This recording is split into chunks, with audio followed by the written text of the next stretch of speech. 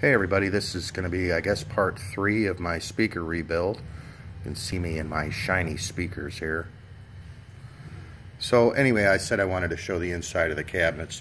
These are the Yamaha NS-A3500s. It's really kind of neat inside. There are no baffle ports. So these are 4-way speakers.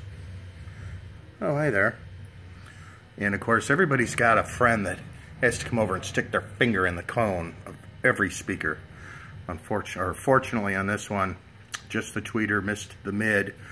When I reinstall the subs, one of the cones has or the dust cap, has a dent in it also. Everybody's got a friend that has to do that. But anyway, this is really solid MDF here. It's looks to be 1/2 inch, and then there's a really cool foam batting that's inside here. So the construction's really nice. They're very heavy. They're solid cabinets. I expected to see something a little thicker than what looks like maybe 20 gauge wire, 18-20 gauge wire, but they still perform real well.